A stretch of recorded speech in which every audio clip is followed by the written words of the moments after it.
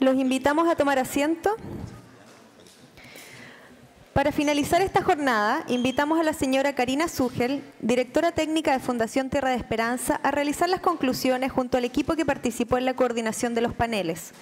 Las conclusiones y reflexiones serán enviadas al Parlamento y a todos quienes trabajan en este ámbito con el objetivo de ser un aporte en la temática abordada hoy. Bueno, les agradezco que estén acá. Ha sido un día arduo. Bueno, ha sido un día que hemos podido abordar 3 temas que, de acuerdo a los análisis que habíamos hecho de los documentos previos, ¿se escucha? ¿Se escucha? Ahí, eso faltaba.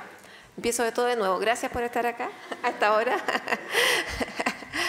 Voy a poner el play. Les decía que en la revisión previa que hicimos de los informes que habían surgido de las distintas comisiones durante este tiempo, decidimos tomar estos 3 temas centrales que fueron los temas tratados por cada uno de los paneles de expertos. Primero vamos a dar 10 minutos a cada moderador de panel, quien tomó nota de las principales conclusiones o ideas que surgieron compartidamente en los paneles, y al final voy a hacer el cierre con algunas reflexiones que las voy a dejar instaladas como un desafío para todos quienes estamos hoy día en este seminario. Así es que en el mismo orden que tuvimos los paneles hoy día, voy a dejar a Jaime Muñoz, profesional de la Dirección Técnica y de Investigación y Desarrollo también, quien les va a contar las ideas del panel de complementariedad para la inclusión social. Gracias, Karina. Bueno, yo fui anotando algunas ideas que me surgen del panel de complementariedad, pero al mismo tiempo me fue imposible desmarcarme de los otros paneles. Es decir, cuando yo redactaba alguna idea de complementariedad, automáticamente pensaba en especialización, pensaba en el tema de reincidencia. Por lo tanto, a lo mejor van a ir apareciendo entremezcladas con los demás, con las ideas de los demás paneles.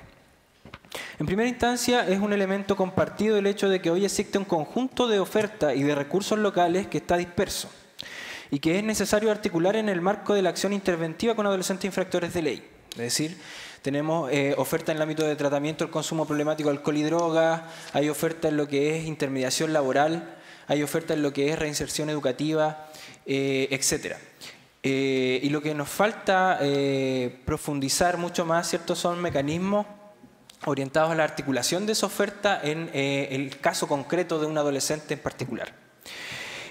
También es una constatación la existencia de diversos marcos jurídicos, marcos comprensivos y herramientas técnicas que están radicadas en múltiples sectores de o más bien de las políticas sociales chilenas, que responden a la lógica de la alteridad, de la diversidad, de la diferencia, lo cual desde el mandato general de las mismas políticas implica la generación de un trabajo complementario y a la vez está sujeto a múltiples tensiones en su desarrollo, dada la diversidad de formas de comprender e intervenir con los mismos sujetos y sus familias.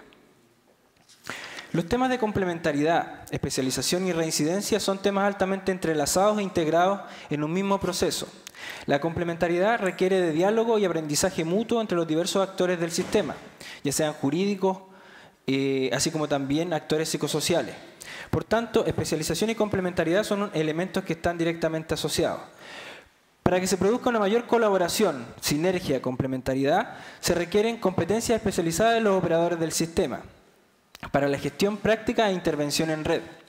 Se requiere de modelos de trabajo coherentes y transversales que articulen actores sociales e institucionales diversos, pertenecientes al mundo de la alteridad, al mundo del otro distinto, al mundo de los paradigmas distintos, de los marcos jurídicos diferentes y de las herramientas técnicas variadas.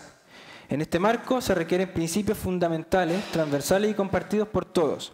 Se requiere de un marco general en la temática de infancia de forma tal que todos los llamados a colaborar compartan una misma visión básica de problema, de sujeto y de solución, como lo plantearía Jaime Alfaro. Solo a través de ello se podrá favorecer complementariedad y adecuado abordaje de las tensiones propias del choque de políticas sociales distintas en el plano concreto del trabajo directo de la intervención con un adolescente o con una adolescente. La falta de complementariedad afecta no solo al sistema en general, en términos de desperdicio de recursos e inefectividad de la acción pública, sino que afecta directamente al adolescente en tanto sujeto de derechos, al que no se le asegura el acceso a un conjunto de garantías mínimas necesarias para su adecuado desarrollo y para el abordaje de sus necesidades variadas e intersectoriales de intervención, entendiendo ahí elementos que tienen que ver con la amplitud del desarrollo de un adolescente, ¿cierto?, que debiesen estar garantizadas y en lo específico las necesidades de intervención, es decir, lo que el sujeto necesita para cambiar, ¿cierto?, para dejar de cometer delitos en este caso. Estos elementos posicionan la necesidad de que la complementariedad esté regulada y se incentive con modelos concretos a nivel comprensivo y operativo. Que no se deje al libre albedrío, ¿cierto?, o a la discrecionalidad del equipo profesional ejecutor de la sanción, o más allá de eso, de un profesional específico. La gestión de red debe, por tanto, estar institucionalizada y formar parte de los mecanismos preestablecidos en la política social, más allá de una declaración de principios. Mecanismos de tratamiento de la información con uso de tecnologías que favorezcan contar con datos relevantes y articulados entre los distintos subsistemas. Por ejemplo, al revisar los índices de gestión regional, se da cuenta de algunos indicadores relacionados con la inserción educativa, se da cuenta también de algunos indicadores asociados a la capacitación de los adolescentes, pero no necesariamente hay un sistema integrado que dé cuenta de qué adolescente pasa por el proceso educativo, luego participa de una capacitación y luego o queda inserto en el ámbito laboral. Entonces, en ese marco, falta integrar los mecanismos de recogida de información para ir teniendo en cuenta cómo es que este adolescente hace uso de una oferta pública integrada.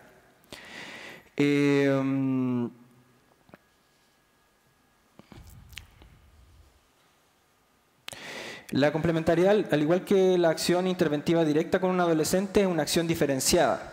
Tomándome ahí de algunas palabras de Alba en la mañana, ¿cierto?, que debe responder al tipo delictivo y a la trayectoria delictiva del joven. En ese marco se vuelve a generar el nexo entre lo que es especialización y complementariedad, ya que una acción de estas características, es decir, una acción diferenciada por tipo y trayectoria delictiva, requiere de un sistema altamente especializado en las características de funcionamiento de la población usuaria y al mismo tiempo la utilización de un conjunto de herramientas técnicas especializadas, válidas y confiables, que permitan a los actores del sistema, sobre todo a quienes están en la primera línea de la intervención, llegar a concluir cuáles son las características de cada joven, basado ello en evidencia. Y tal como mencionó Alba, responder a ello con la articulación de un conjunto de recursos locales asociados a la satisfacción de las necesidades de intervención y al mismo tiempo a las necesidades del desarrollo. Como penúltima idea, ¿cierto?, el desarrollo de acciones asociadas a la disminución de la reincidencia delictiva en adolescentes implica la incorporación más sistemática de la mirada de los factores de riesgo criminógeno y el enfoque de redes y complementariedad, en función de obtener mayor articulación entre los actores implicados en los procesos de inclusión. La mera reincidencia delictiva no necesariamente da cuenta de que se llevaron a cabo procesos reales de inclusión. Y tomándome de algunas ideas planteadas al final de la discusión en la tarde, ¿cierto?, la inclusión social debiera ir más allá de los límites y fronteras temporales de la sanción penal. En ese marco, la acción concertada intersectorial cobra especial sentido, ¿cierto?, porque se debiera asegurar una cierta continuidad de los procesos interventivos más allá de la ejecución de la sanción, que obviamente, como bien se mencionó, no necesariamente tiene que estar obligada, ¿cierto?, y requiere de la voluntariedad de los adolescentes, pero debemos asegurar que el adolescente pueda dar continuidad a los procesos de cambio que se han incentivado a partir de su contacto con el sistema penal. Eso sería. Gracias. Bueno, es necesario decir que igual van a ser transcritas, vamos a hacer una sistematización en realidad de las presentaciones que hizo cada uno de los expositores para después ver la elaboración del documento que queremos entregar para enriquecer lo que se está discutiendo en torno al nuevo servicio de reinserción y a los cambios futuros, pero también quizás no es menor tratar de impactar el aquí y el ahora, porque la discusión puede demorar bastante tiempo según lo que nos han dicho algunos de los actores, por lo tanto también podemos intentar hacer algunos ajustes en lo que se refiere al trabajo que ya se está haciendo en el marco de la actual ley y de la actual normativa. Pasamos entonces ahora a las principales conclusiones o resúmenes de lo que se conversó en la mesa de especialización con Nelson Villagrán.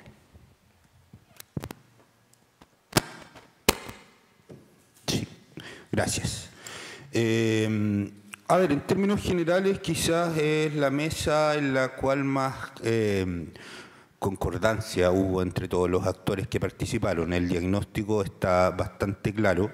Hay una necesidad de fortalecer, de potenciar la especialización en el campo de la ley de responsabilidad penal adolescente, y no solo en el marco jurídico, sino también en elementos propios de lo que es adolescencia y de las características propias de lo que tiene que ver con la criminología evolutiva. En este sentido, no solo todas las evaluaciones que se mostraron en la mañana, ¿cierto?, de la UNICEF, de la Comisión del Senado, ¿cierto?, de la Cámara de Diputados, de otros estudios que ha hecho la Católica y otras investigaciones al respecto, mencionan efectivamente la debilidad que hay, y quizás una de las más relevantes en todo el sistema jurídico de justicia juvenil en cuanto a especialización. En términos de consecuencia, creo que todos los actores del sistema reconocen el tema de la sobreintervención de adolescentes, ¿cierto? Esta sensación de impunidad, ¿cierto?, potenciada además por los medios de comunicación al respecto. Las complicaciones que hay en torno a la idoneidad de la sanción y a lo que eso significa, así también como el interés superior del niño. Francisco Maldonado hoy día lo dejó bastante claro en torno a todo lo tenemos claro, todo lo tenemos presente, pero ¿cómo? ¿Cómo vamos a entender en conjunto qué significa idoneidad, qué significa una sanción idónea en relación a distintos adolescentes que pasan por el sistema? De la misma forma, el déficit en la integralidad y coherencia, y ahí me hago eco de lo que mencionaba Jaime al respecto. Hay una serie de subsistemas dentro de todo este marco de acción jurídica atomizado.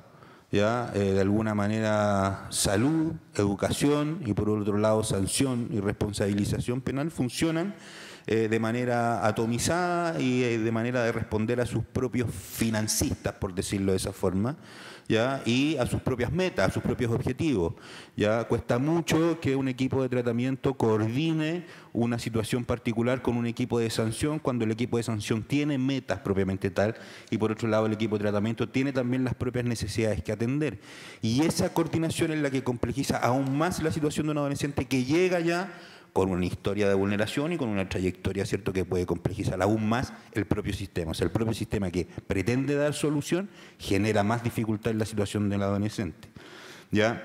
De ahí, actores, ¿cierto?, como nosotros como institución y otras instituciones de la oposición ven situaciones complejas en este marco de acción, como es la rotación de profesionales, la poca especialización, la dificultad para generar recursos para estudios, para especialización. Y en este sentido, toda esta serie de consecuencias, Claudio lo retrataba muy bien, se asocia a un costo. ¿Ya? Y a un costo que no solo es en términos de recursos financieros, sino que también es un desgaste, ¿ya?, de quienes trabajan en esto, de los mismos profesionales, ¿cierto?, de las mismas desconfianza del sistema propiamente tal. Y hay una sensación de que no se está logrando lo que se pretende, más allá de lo que hoy día en la mañana en el panel de especialización mostró Rolando Melo, ¿cierto?, donde hay resultados a 10 años, a pesar de las dificultades que hay para especialización, hay resultados que uno mira y son positivos. La disminución de 15.000 causas entre el 2008 y el 2016, de 15.000 ingresos, ¿ya?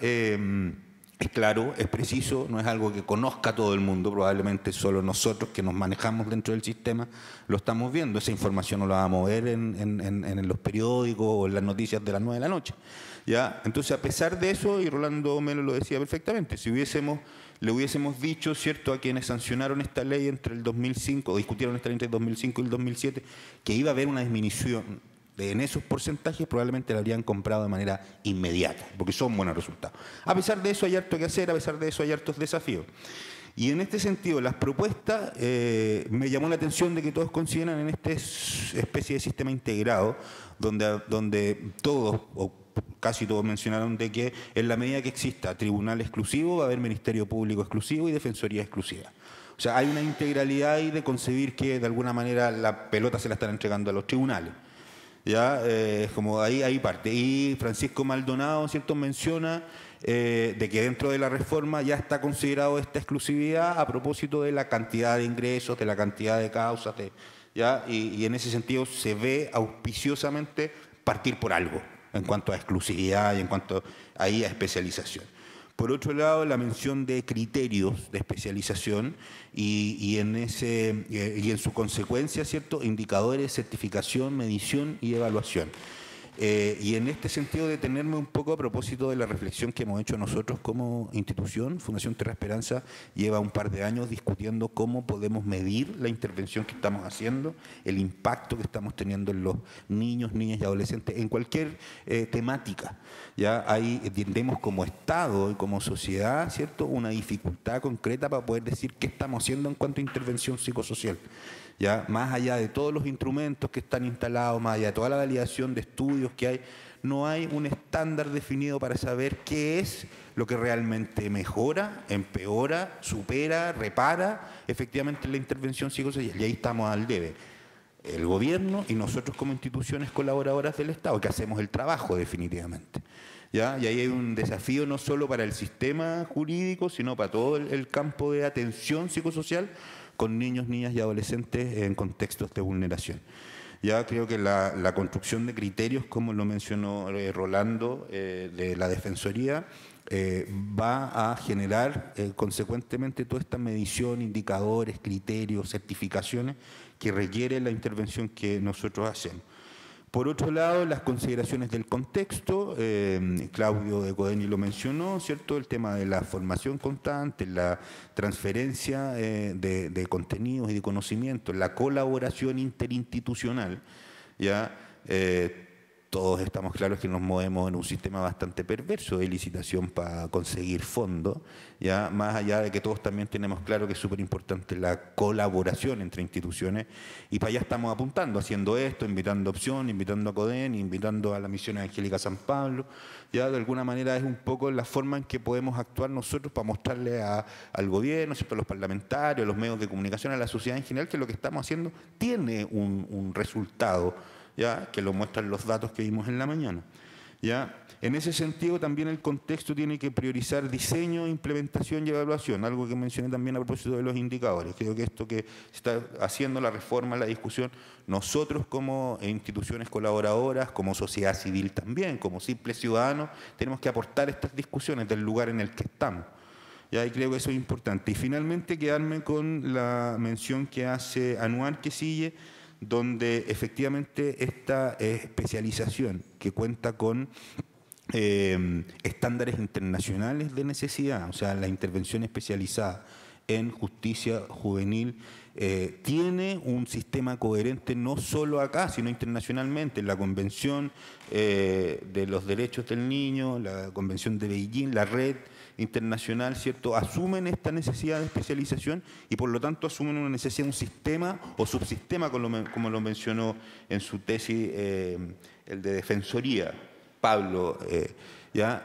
Y como subsistema independiente requiere una especialización orgánica, lo dijo Anuar hoy día, ¿cierto? Una orgánica que funcione independientemente, que funcione en la lógica de las convenciones, los acuerdos, ¿cierto?, las decisiones que nosotros hemos tomado como sociedad en favor de niños, niñas y adolescentes, y al tener esta orgánica, ya el funcionamiento de todos los actores, jueces, fiscales, defensores, organizaciones colaboradoras, profesionales directamente, y de ahí todo el sistema social en el cual los chiquillos están metidos, escuelas, municipios, otros tipos de centros en los cuales la empresa privada, ¿cierto? Entonces hay una lógica y hay una necesidad de organizar este subsistema para hacerlo acorde a las necesidades que hoy día tienen nuestros niños, niñas y adolescentes. Eso, gracias. Gracias, Nelson. Y vamos a dejar, bueno, Loreto tuvo menos tiempo, está recién el panel cerrando, pero igual vamos a compartir algunas de las ideas que se plantearon en ese panel. Bien. ¿Me escuchan bien? ¿No? Ya. Bueno, la verdad es que lo que hemos ido observando como desarrollo en general durante toda la jornada da cuenta de una alta coherencia que existen entre los conceptos que hoy día estamos, ¿cierto?, relevando y poniendo aquí a la discusión a propósito de que la complementariedad, la especialización requieren de modificaciones orgánicas, modificaciones que incluso pasan por derogar la ley de menores. Eso como base, ¿cierto?, para que existan otros cambios. En ese sentido, bueno, todos los elementos que nos han ido aportando Anuar Quesille, Francisco Maldonado,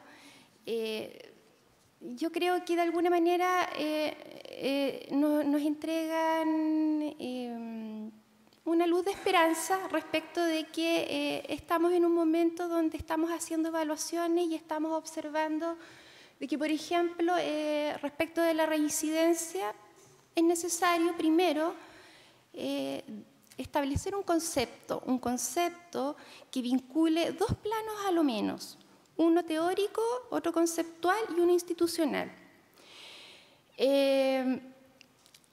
La reincidencia no puede ser el único indicador para dar cuenta del efecto de una medida, del efecto de una pena.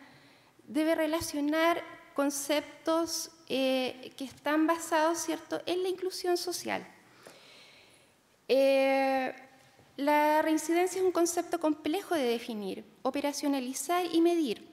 No es un fenómeno homogéneo. Está sujeto a la complejidad de la conducta delictiva y del ángulo de interés desde el que se estudia o mida. O sea, pudimos ver a través del gráfico que yo con el que traté de intencionar la discusión, de que para un mismo periodo de tiempo hay distintos resultados respecto de las tasas de medición de reincidencia. Y de alguna manera eso pone de relieve de la necesidad de establecer un modelo teórico que defina, que sea la base, el sustento para ponernos de acuerdo entre todos los actores acerca de qué vamos a entender por reincidencia. Porque si bien la reincidencia, ¿cierto?, alude a la comisión reiterada de conductas delictivas, existen muchas formas de medir reincidencia. De hecho, la evidencia nos muestra estudios iniciales donde existen predictores que tienen mejor peso para, desde lo criminológico lo planteo, que tienen mejor peso para predecir el riesgo de reincidencia.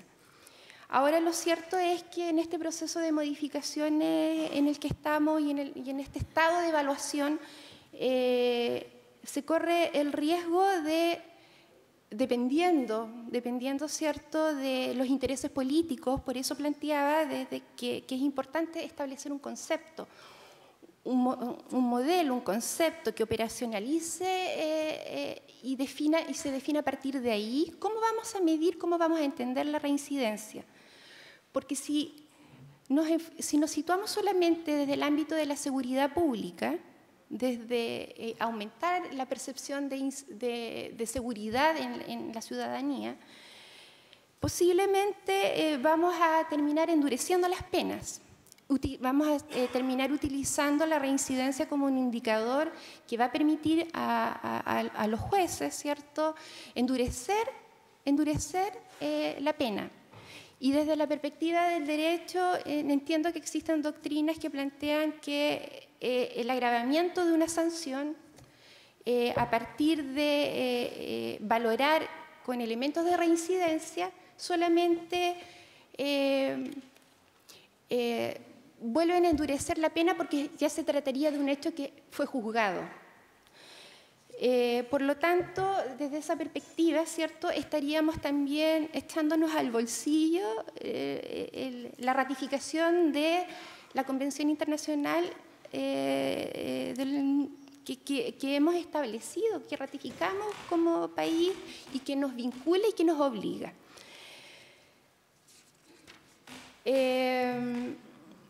Por lo tanto, lo que hemos ido observando en este panel de discusión, ¿cierto?, es que primero tenemos que ponernos de acuerdo. Primero tenemos que no solamente dejar el elemento más jurídico, ni solamente el elemento desde la seguridad pública, sino que tenemos que considerar elementos como, por ejemplo, las características del delito, las características del adolescente que comete una infracción,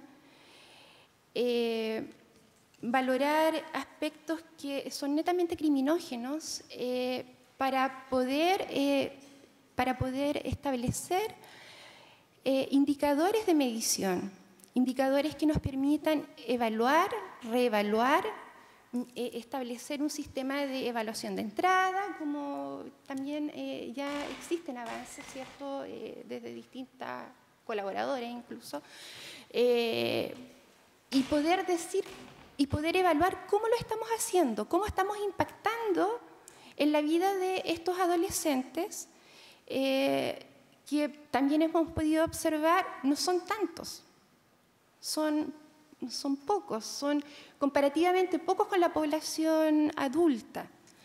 Por lo tanto, yo creo que aquí creo que estamos todos de acuerdo en que hoy día necesitamos ponernos de acuerdo con un modelo de base, con un concepto, con una forma de operacionalizar la reincidencia y que vincule elementos no solamente de la reiteración de la conducta delictiva, sino que también establezca un sistema que nos permita ver si efectivamente el desistimiento de lo delictivo se está produciendo por efecto de nuestro trabajo o se está produciendo porque es parte de la curva normal de la conducta de desistimiento. Eso en términos generales. No tuve tiempo para elaborar una conclusión más relacionada. Bueno, efectivamente fue un panel que terminó hace muy poquito rato, así que agradecemos a Loreto y ya les decía que vamos a tener un informe final con todo el análisis de lo que se dijo en estas mesas. Más allá de eso, igual para terminar, Jorge, gracias. Para terminar con las conclusiones, igual poder compartir con ustedes que también a modo general de los tres paneles y de lo que se vio hoy día, quisiéramos relevar lo siguiente. Algunos de los expertos recordaron, y ahí también recién lo acaba de hacer Loreto, que esto no es algo que se viene solamente conversando ahora, sino que lo que hoy día estamos evaluando, más allá de 10 años de la puesta en marcha de la ley, parte sin duda por la ratificación de la Convención de parte de nuestro país. También, aunque algunos, también en la mañana se recordaba y algunos no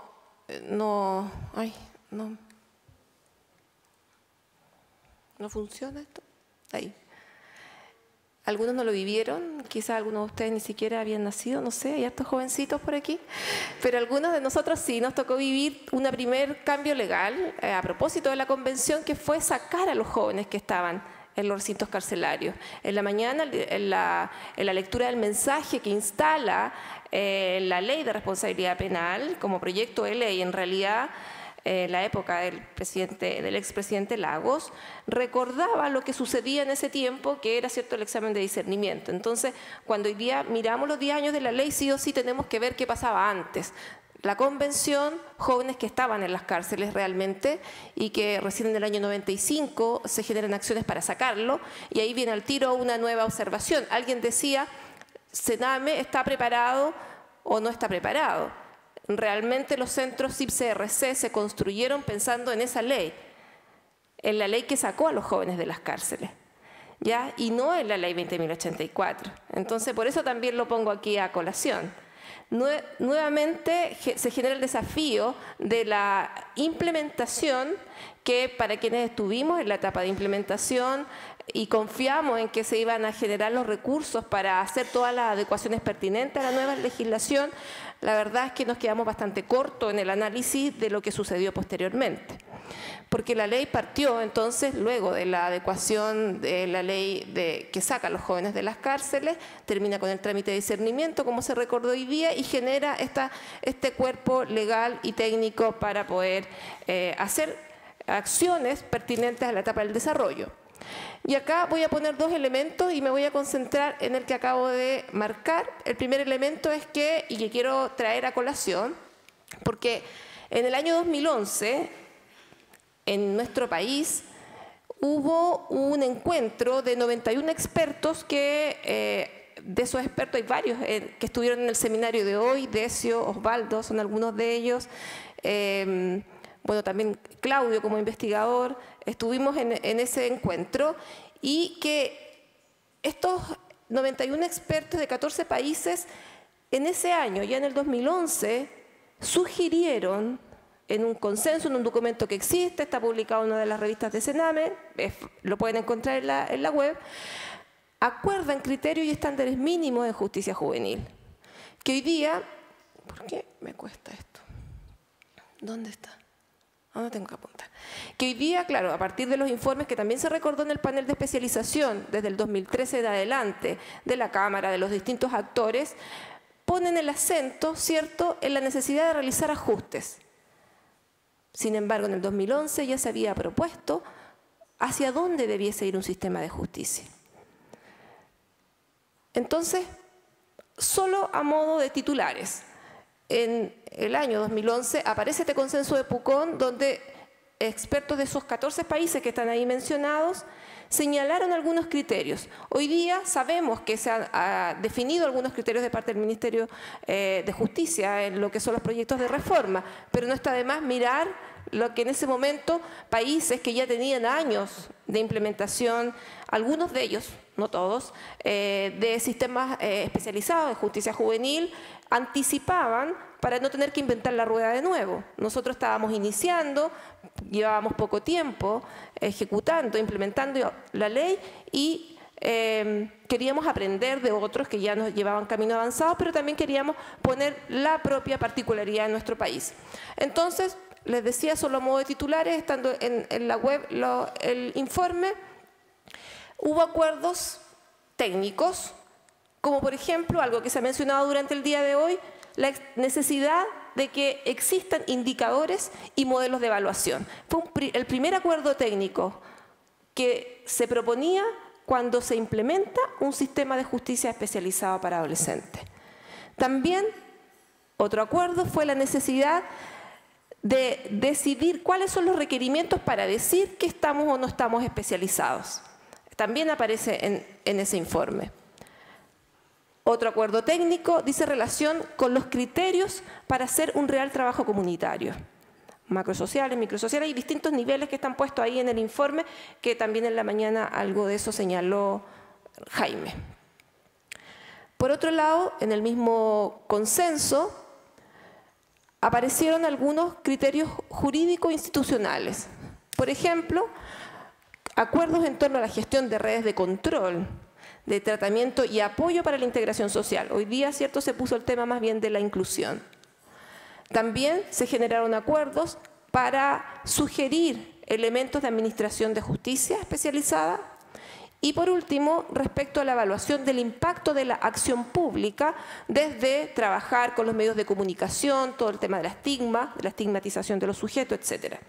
Entonces, ¿por qué traigo a colación eso hoy? Porque llevamos 6 años de esto, 10 años de la ley y mucho más desde que parte la convención. Nos anticipan que quizás puedan pasar unos 8 años más para que esto realmente cambie. Sabemos que los procesos de cambio institucionales son lentos, pero también sabemos que nosotros, los que estamos acá, los que nos quedamos hasta esta última hora del seminario, la mayoría son operadores del sistema. Entonces, si hay información, ¿cuál es el rol que nos convoca a nosotros desde la esfera de las instituciones de infancia? Algunos desafíos que Realmente es una lista muy breve, pero tenemos muchos más que se han mencionado en estos paneles.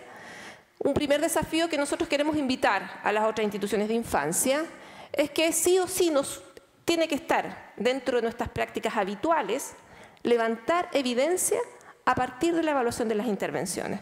No podemos no evaluar lo que hacemos. Más allá de que en el consenso de Pucón ya se establecía, nosotros tenemos en nuestras manos los casos, los sujetos, las intervenciones. Yo cuando a veces hago clases, varios alumnos andan por estos lados, les digo, recuerden que tienen que registrar, hay que hacer, por mucho que nos cueste hasta fijar, ¿cierto?, lo del SENAINFO, que se ha mencionado como 3 veces hoy día. Pero da lo mismo, cuál sistema tengamos, tenemos que generar nuestros propios sistemas también. Tenemos que levantar esa evidencia, los acuerdos con las universidades, trabajar investigaciones con la academia. Acá se han dado algunos ejemplos de las instituciones que invitamos a participar de los paneles, pero eso tiene que ser de manera mucho más sistemática, mucho más rigurosa y poder así generar un fundamento para todo lo que son los cambios que se vienen. También tiene que estar en nuestras manos gestionar la formación de los equipos. Se ha hablado de especialización, somos los primeros que tenemos que aprender de nuestras prácticas, sistematizarlas, pero también poder ser humildes en decir aquello que no sabemos y tenemos que aprender. Por ahí el otro día alguien decía, lo he dicho en otros momentos, pero me gusta decirlo de nuevo, un caballero al que le compré una galleta me dijo, está rica, pero no solamente porque la hice con amor, sino que la hice con amor y una buena receta. Entonces, nosotros tenemos que aprender humildemente, reconocer aquello que no sabemos y gestionarlo. Compartir información pertinente para la toma de decisiones de legisladores y actores de la política pública. Por eso el sentido que tiene este seminario de poder sistematizar y generar un documento. Por ahí conversaba y hay hartas cosas decididas, ¿cierto? Está decidido, más allá de que Loreto diga tenemos que ponernos de acuerdo en cómo vamos a ver la reincidencia, sí, ya eso está. Quizás tenemos que por lo menos conocerlo y empezar a operar y hacerle los ajustes. Hay hartas decisiones que ya están tomadas, pero tenemos que ponerlas en práctica y eso pasa también por obviamente conocerlo. Pero todavía podemos compartir nuestra información para enriquecer esas políticas. Por último, les decía, esto no se agota, es algunas ideas que también las fui poniendo en la medida que iba escuchando los distintos paneles. Trabajar complementariamente con los actores de la red. Por un lado, para todo el tema de la garantía de derechos, no podemos esperar a que exista la ley de garantía de derechos. De aquí que se tramite, de aquí que aparezca. Nos piden, y también Osvaldo lo mencionaba, nos piden que nos hagamos cargo de todo.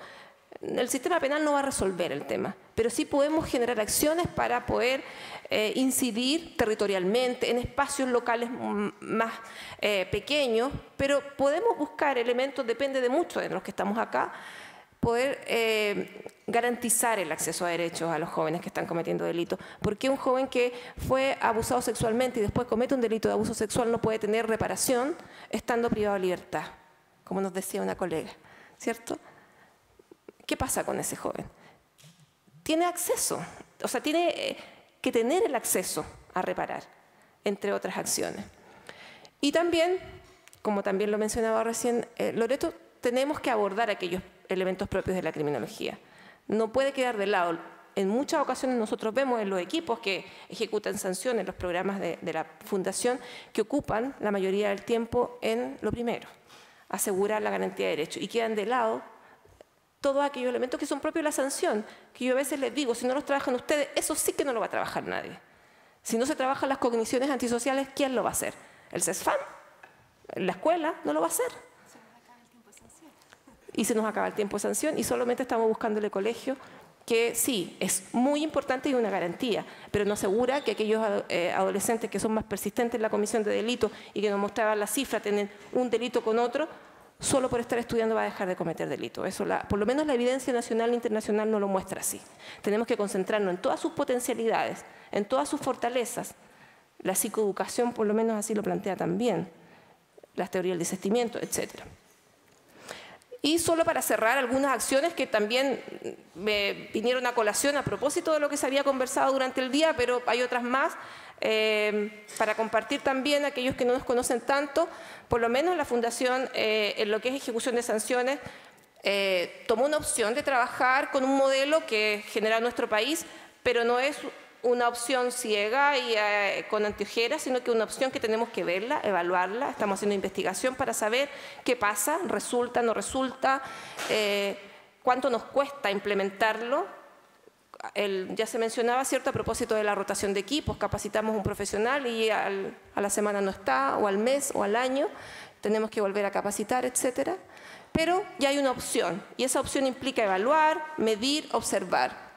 También algunas otras acciones que nuevamente me aparecían a propósito de lo conversado, desarrollar indicadores. Para el caso particular de la Fundación, eso está avanzado en lo que es la línea de tratamiento. Se levantaron indicadores, estamos trabajando en eso del 2013, y además se diseñó un sistema de evaluación de resultados a escala de sujeto, que lo viven varios de aquí, de los que veo que están poniendo algunas caras.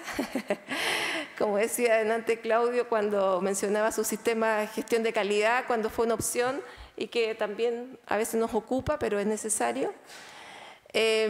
También avance en propuesta de educación pertinente. Decíamos delante que tiene que existir, cuando Margarita en el panel contaba, ¿cierto?, educación acorde a los requerimientos, y no puede ser que adolescentes estén estudiando bajo regímenes de adulto, etcétera, para poder proponer también a algunos actores de la política pública. Son otros elementos que estamos trabajando institucionalmente. Y también un elemento que yo sé que hay varios de los que están acá que también lo están haciendo, el mismo Corporación San Pablo, que también tiene acá, por ejemplo, un proyecto de intermediación laboral en la zona, opción también, lo que es el trabajo con la empresa privada. Lo puse al final porque eso no lo escuché frecuentemente en los paneles, pero hay que involucrarnos con otros que están lejos de estos temas, que solamente se enteran a través de la prensa y de las noticias, pero sí que también son un actor relevante. En este caso está el ejemplo para lo que es la colocación laboral, pero en realidad son muchos más elementos. Quedan hartos temas sin cubrir, insisto, fue solamente algunas notas que fui tomando también o ideas que se me vinieron como necesidad de compartirlas a propósito de escuchar los paneles. Hay harto desafío, están los temas de familia, están los temas propios de otras especificidades propias de la etapa adolescente. Aquí veo al doctor Valdía, que hemos trabajado en el tema del suicidio y otras complejidades, el tema de las competencias parentales. Bueno, hay muchos elementos que ya son propios de la intervención, que no fueron motivo de este seminario, sino de alguno que tuvimos hace algunas semanas atrás, pero bueno, sin duda la lista puede ser muy larga y es de esperar que sigamos construyéndola entre todos y todas. Gracias.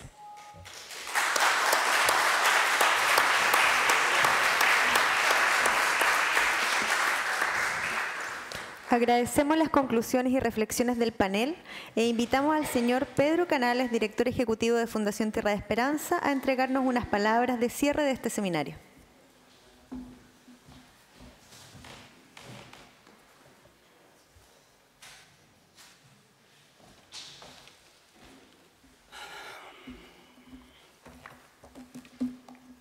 Seré breve, estarán tanto o más cansados que yo.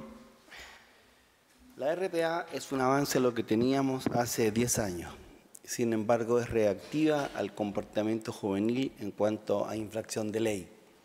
Se escuchaba en algún panelista hace un rato, lo que hace la RPA es sancionar a un muchacho cuando ya entró en el circuito criminógeno o criminal. Lo que mejora la seguridad pública es la prevención. A propósito de temporada de candidaturas, como estamos en este momento, estamos escuchando ya ofertas al respecto, puertas giratorias que giran o que se cierran o que se traban y cosas por el estilo. Pero sin embargo creo que lo que genera más seguridad pública es la prevención y, más importante aún, incide positivamente en la vida de los adolescentes. El desafío es que no lleguen a ser privados de libertad.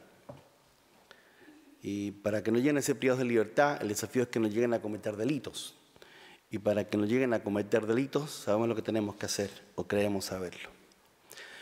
La privación de libertad es la última medida, acción en derecho, se me olvida la expresión latina, que es lo último que hay que tomarla, ¿ya? Está sancionado así en la Convención. Sin embargo, gracias al desafío y a la gestión de los medios de comunicación, no todos, pero hay una mirada potente a que parece que hubiera muchos adolescentes cometiendo delitos. Decía unos periodistas hace un rato que hace más ruido un árbol cayendo que el bosque creciendo. Cada muchacho que aparece reporteado por un portonazo o por cualquier delito en la televisión es un árbol cayendo. Pero a esa misma hora hay 200, 300, 400 mil estudiando, haciendo deporte, haciendo música, y eso no lo reportea nadie. Hace muchísimos años, literalmente muchísimos años, yo desarrollé para mí un concepto que era la involución del menor abandonado. Y yo decía que entre los 0 y los 6 años, los niños abandonados, ya sea pasiva o activamente, es decir, su mamá no lo cuida, está en una población muy pobre, no lo cuida, ahí está, pero no le da mucha atención, está abandonado pasivamente. O activamente, se va y luego termina internado. Si no se curaba la situación, si no se resolvía, pasaba a ser un niño de la calle, que era el interés que yo tenía en ese momento. O sea, hasta los 6 años, si no curaste el abandono, la probabilidad de que sea niño de la calle es alta.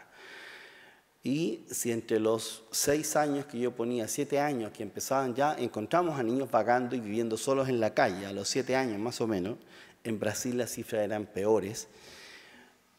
Si no se corregía este tema del abandono callejero, iba a ser un consumidor de sustancias. En esa época no todos los niños que estaban en la calle consumían, aspiraban neopren, que era la droga más común. Los gitanos tenían la costumbre de aspirar benzina, pero el resto de la población aspiraba neopren. Si a los 12, 15 años no lo habías resuelto, entonces se complicaba porque se volvía un chico adicto. Y finalmente, si no lo resolvías, a los 16 años era delincuente. En mi modelo de la involución del menor abandonado era que mientras más tarde interveníamos, era más cara la intervención y más personal requeríamos. Y eso se demuestra en lo que nosotros hacemos todos los días. Creo que lo que yo proponía en ese reporte no era nada tan ingenioso, sin embargo, y siendo real, ahí seguimos dándole vuelta. Si nosotros somos capaces de intervenir a tiempo, y de hecho cuando luego tenemos oportunidad de incidir en el programa 24 horas, lo que queríamos hacer, que lo gestionamos desde la policía, así partió. Estábamos en la policía, nos damos cuenta de la cantidad de chiquillos que llegaban a las comisarías, entonces, antes que entraran a ningún tribunal, porque había oportunidad que el policía lo entregara a los padres, o sea, antes de entrarlo en el circuito judicial, prevenir, o sea, llegar antes, prevenir a tiempo. Institucionalizamos el 24 horas y no logramos todavía ser muy eficaces. La prevención selectiva, conversábamos hace unas semanas en Senda, es algo que debemos desarrollar, una prevención selectiva indicada. Estoy pensando, nosotros como Tierra de Esperanza atendemos creo que 920, 960 planes tenemos en el convenio vigente en este momento. O sea, me he comprometido como fundación a que vamos a atender aproximadamente a 900 muchachos por 24 meses, si es que entraran todos el 1 de enero de este año y continuaran por 24 meses. Esos 900 muchachos tienen hermanos. La probabilidad de que tengan hermanos menores, al menos 800 de ellos. Y no estamos haciendo nada porque en realidad el convenio que firmamos es para atender a los 900, no a los hermanos chicos, ni a los hermanos grandes, ni a los primos, ni al vecino. Y están en una condición de riesgo inminente. Es lo que dice la prevención selectiva, lo que los españoles avanzaron bastante en eso. Si nosotros no somos capaces de hacer alianzas, como mencionaba Karina, conversaba con algunos aquí, y colaborar, dado que estamos metidos en un modelo mercantilista, y yo usufructo como fundación de ese modelo mercantilista, a mí me pagan para que yo dé servicios para atender a niños y a jóvenes y a familias que están afectadas por alguna carencia social, alguna carencia económica, alguna carencia que les deteriore el desarrollo. Entonces, licito planes con Senda, licito planes con Sename, licito convenios, en fin, pero es una lógica mercantil y gana el que tiene mejor puntaje. Entonces me empezó a dar cuenta, empezamos a mirar y a revisar con el equipo y nos damos cuenta que esto va mal. Uno, porque lo que sea que estamos licitando es reactivo, es para atender a personas dañadas. Y segundo, porque, y yo estoy muy orgulloso de lo que se ha hecho en Tierra de Esperanza, somos bastante buenos y nos va bastante bien. Pero eso significa que a otros les va bastante mal. Porque en cada proyecto licitatorio, algunos ganamos y otros pierden. Sí, a veces perdemos, pero pocas veces. Y vamos a seguir trabajando para no perder. Pero no me interesa seguir en un modelo mercantil. Entonces, ¿qué hacemos? La propuesta es reunirnos, conversar un poco más en perfeccionar esto de tal manera que, para decirlo otra vez en una jerga coloquial mercantil, yo no quiero que la torta de los 30 que me tocan a mí ahora me toquen 20 para darle 10 a los otros hermanos que no están comiendo suficiente. Yo quiero seguir con mis 30, pero que la torta crezca para que los otros también puedan crecer. Sé que competimos a veces, y hay presentes en la sala acá de 1 a 1, ¿no es cierto? Y ganamos territorios, pero es absurdo. Ni San Pablo, ni Codeni, ni Opción no son mis competidores. Mi competencia es la droga, es el delito, es el maltrato, es el abuso sexual, es la explotación sexual comercial, es el niño que abandona la escuela. Ese es mi competidor, a ese le quiero ganar. Entonces no sirve que yo compita con las otras OCAs, con las otras fundaciones. El desafío es que tenemos que tener un espíritu de cooperación. En Tierra de Esperanza nos estamos preparando y abriendo a eso. No somos tontos. No queremos ser ingenuos.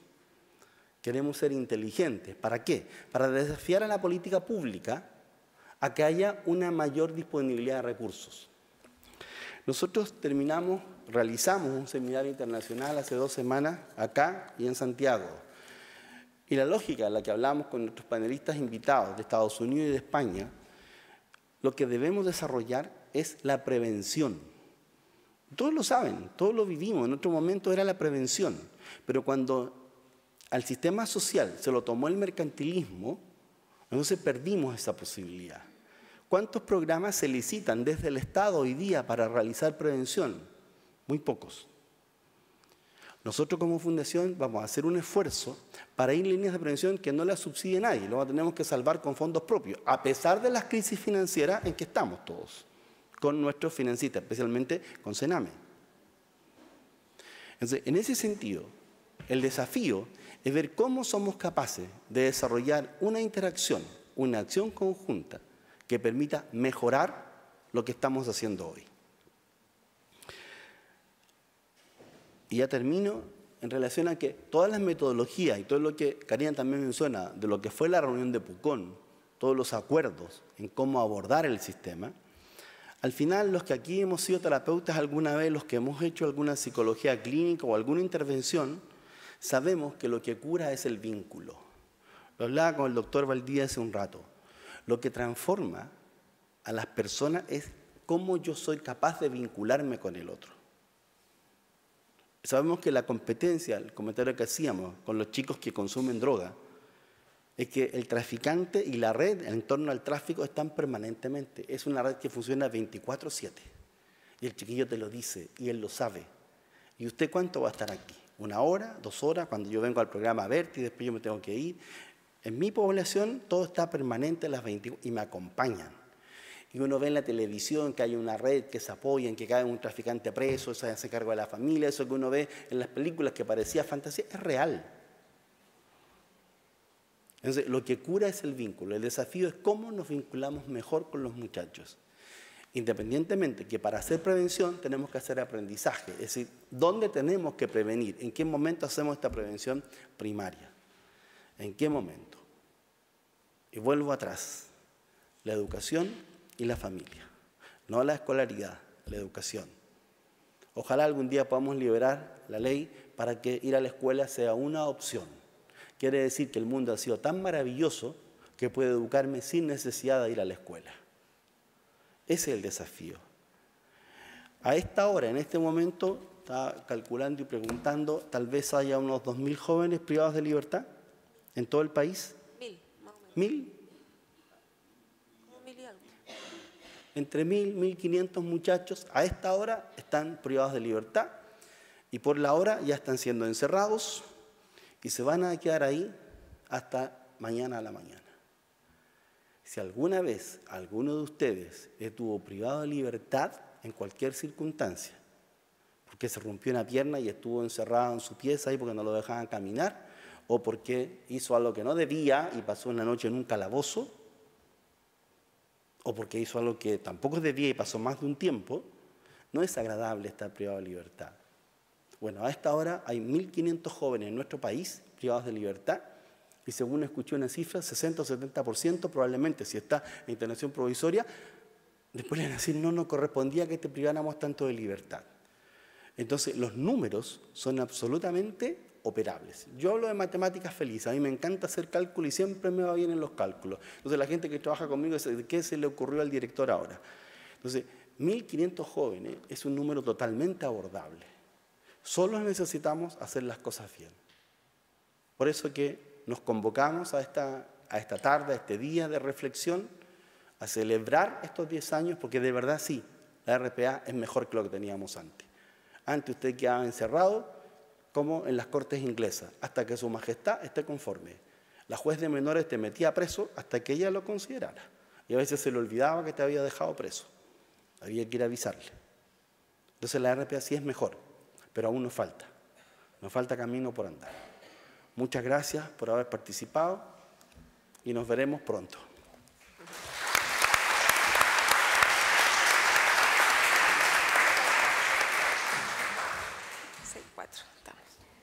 De esta forma cerramos este seminario organizado en conjunto por Fundación Tierra de Esperanza y el Poder Judicial.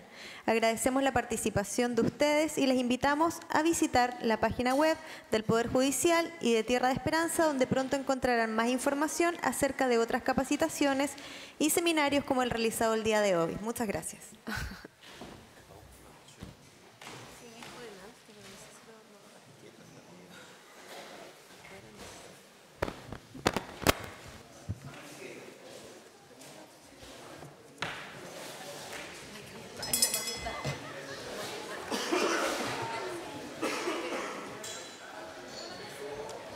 Al jefe, y aquí al medio.